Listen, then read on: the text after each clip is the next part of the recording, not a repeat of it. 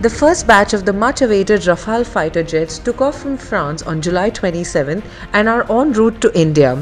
The distance covered by them is close to 7,000 kilometers and will require air-to-air refueling.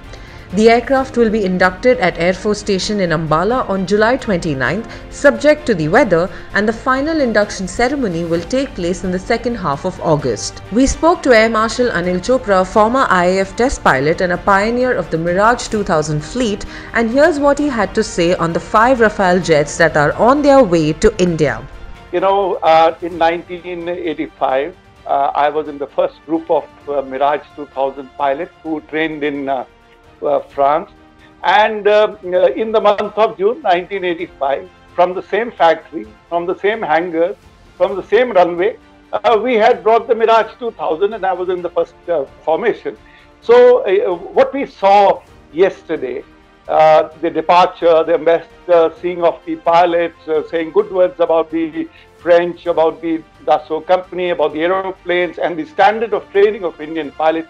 I thought that was a very good omen, a good departure. The whole world was watching, and what a long flight. They have to cover over 7,000 kilometers, out of which the first leg itself was 5,000 kilometers.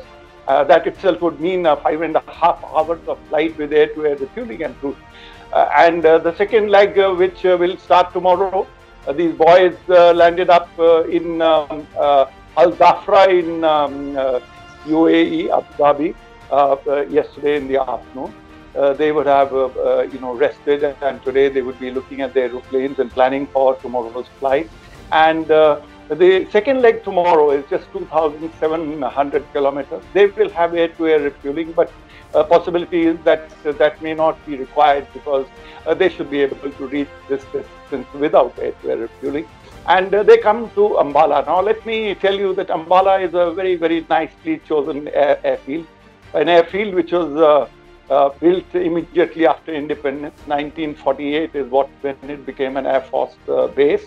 And it has seen all the wars, 65, 71. It was an important air base.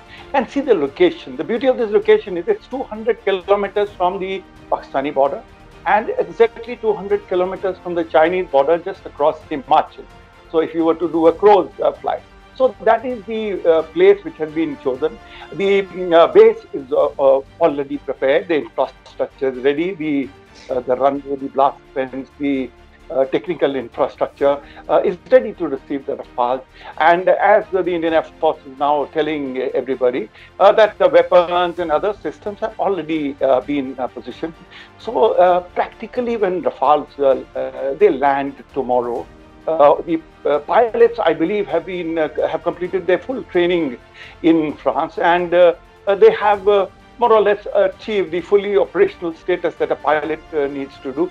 Certainly for the kind of missions they may have to undertake in case the balloon was to go up and China was to be so foolhardy to get into some kind of conflict.